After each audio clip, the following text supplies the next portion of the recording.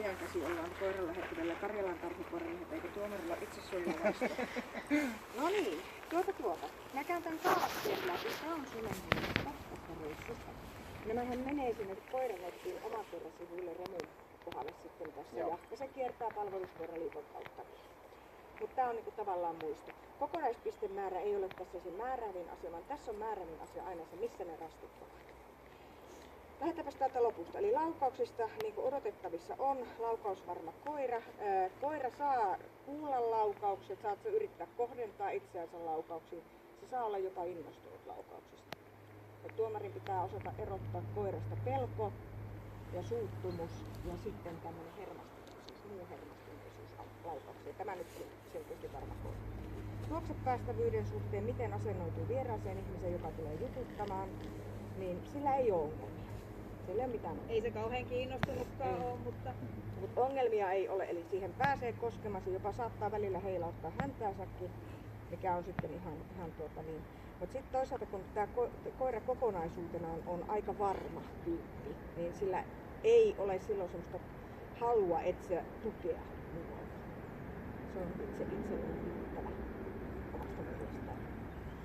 Mutta ongelmia siinä ei ole, jolloin +3 tuli juoksettaasti. Kovuus, pehmeys aksella, miten koira muistaa, kun sitä säikytellään noilla mekaanisilla rellukoilla, mitä me täällä tehdään, järjestetään ympäriinsä. Erityiskokeena siinä on tuo haalarin räpsäytys. Tällä koiralla on valtava huono muisti. Ei muista. Siis sille kun räpsäytti tuon haalarin, niin siinä kun se haalari lähtee laskeutumaan, niin se kuittaa sen. No sitä sä sanoit siinä. Siinä se on kohtuullisen kova. Se on sitä parasta, mitä me haetaan. Me haluttaisiin. eikä tuolla pimeässäkään ei. karjanvarsi eteen, niin ei. Karjanvarsellakin järjestettiin ylimääräinen ääniärsyke siellä, että saataisiin näkymään koirassa horvimista, henkistä horvimista. No hirveästi ei horvimista. Ja sitten sillä löytyy myös uhma-asennetta ihmistä kohtaan. Se ei ole ihan sellainen kuin tämmöisellä koiralla, jota treenataan ihmistä vastaan hyökkäämään. Ei tietenkään voi olla, ei sitä ole harjoitettu sellainen, mutta siltä löytyy halua uhkata ihmistä, jos ihminen käyttäytyy pelkästään. Eli sillä löytyy semmoista henkistä kovuutta ja sitten sitä löytyy myös tämmöistä fyysistä kanttia. Ottaa vastaan tarvittaessa päälle tulevat ympäristö. Temperamentti, se on hiukan virkamiesmäinen. Se voisi olla hiukan iloisempi ja häntää heiluttavampi tyyppi, mutta kun se on 6-vuotias, se on elämää kokenut, nähnyt, kiertänyt muota ja kaikenlaisia tilanteita ollut, niin se on varsin ymmärrettävää, että se ehkä kuitenkaan ei semmoinen iloluontoisin veijari ole. Se ottaa kaikki ärsykkeet vastaan sillä tavoin, että niissä ärsykkeiden vastaanottamisessa siinä ei ole ajallisesti viiveongelmia. Mutta se suhtautuu ärsykkeisiin täällä kovin virkamiesmäisesti. Eli palkkani puolesta kuittaa nämä asiat. Jolloin sen temperamentti, eli mielen vilkkaus, reaktioiden nopeus, reaktioiden oikea-aikaisuus, se on +2, kohtuullisesti. Hermot, sillä on tasapainoisen +2 koiran hermot. Sitä ei hirveästi tämä rata henkisesti järkyttänyt. Se on täysin sama koira kuin se on tänne tullessa ollut. Ei näy hilsehtimistä missään. Toki se kävi ilmassa, sanoi joku, mutta että se voisi olla niin, että jos sitä olisi vaikka henkisesti ahistaa tämä tilanne ja paikka, ja se, että kun tuomarit tulee lähemmäksi, niin siellä olisi vaikka nousee hilsettä pintaa. Ei nouse mitään sellaista. Ja sitten noi, mistä mä tykkäsin itse kyllä erittäin paljon, oli nuo huikeat palautumisajat. Siis ihmistä kohtaan tuossa seinällä mä tahallani tein niin, että mä halusin, että se suuttuu mulle oikein. Se näyttää kalustosa mulle. Ja mä niin paljon piiskasin siinä, että mä sain sieltä sen kaluston, että mä sain sen suuttumuksen esiin. No samassa kun mulla on piiska pois, niin samassa niin kuin moro, virkamiesmäinen, vasen, oikein, terve, oot akka lähtenyt. Elikkä siis ei voi muuta sanoa, että silloin se on todellakin nykypäivän aikana harvinaista herkkua tasapainoisen koiran herkkua. Taisteluhalu, sitä voisi olla enemmän, sanotaanko näyttelykielellä. Elikkä siis, se on metsästyskoira, mutta mettästyskoirissakin löytyy hyvinkin halukkaasti sultaan käyttäviä yksilöitä, jotka lähtee kapulaan ja patukkaan ja vaikka no mihin tarttuu. Me saatiin Remu hyväksymään meidän esinevalikoimasta pehmopallon.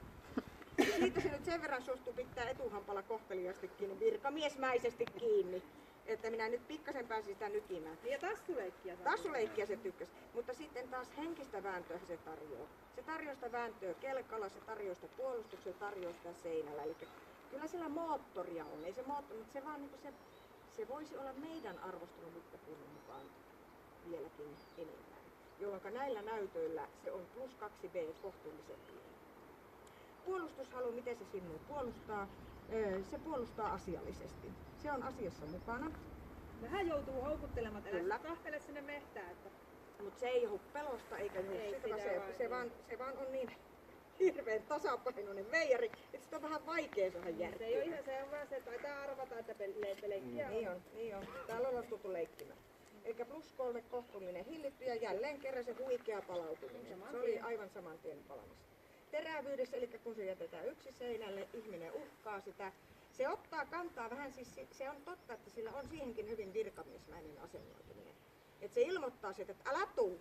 Ja sitten kun mä vaan tuun siltä ja lisään vähän sitä voimaa siihen ja painetta siihen, niin se ottaa niin virkamiesmäisesti vähän enemmän kalustoa, pikkasen enemmän kalustoa, vähän vielä enemmän kalustoa. Näyttää jo fyysistä.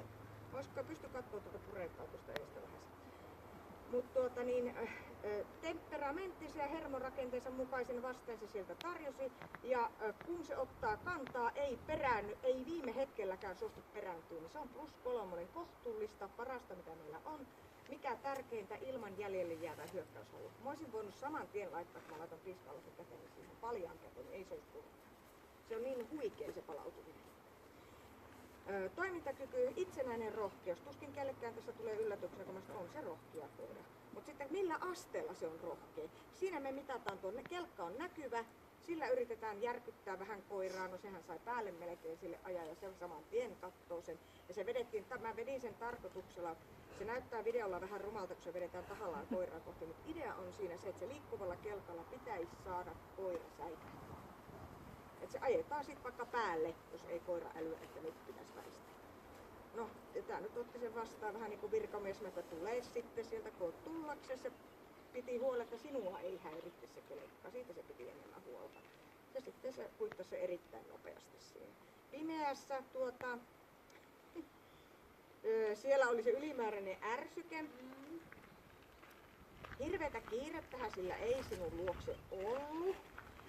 Mutta kun se riittää itselleen, niin sitten todennäköisesti tuumasta kai se on aikuinen mies, jos saa itsestään huolen pitää saada sen. Että eihän sitä tarvitse vahtia sille. Ja sitten se viitti vain tulla sinun luoksesi. Apujahan se ei se ilahtui kumminkin. Kyllä. Sitten se kongas, että ei se nyt semmoinen, kun joskus on semmoinen, että ajaa säilyttää. Kyllä. Mutta hyvin virkamiesmäinen hän heilautui, että ei suunnatonta syliin hypätään ja jälleen näkemisen tie, mutta kun sille ei ole tarvetta semmoista. Eli siellä pimeässä työskentelemisessä, pimeässä etenemisessä koiralla ei ollut ongelmia. Että jos nyt hakee, niin vähän se olisi vielä tuonut sitä lopussa. Se loppuosa olisi voinut olla päämäärätietoisempi. Niin. Päämäärätietoisempi se olisi voinut olla siinä. Ja näillä näytöllä plus 2 hyvää. Tässä kaavakkeessa meillä ei ole miinuksia missään, pluspistettä on 225. Hyvä koira. Tuosta tuli yllätyksenä, että hyvä koira. Mutta nyt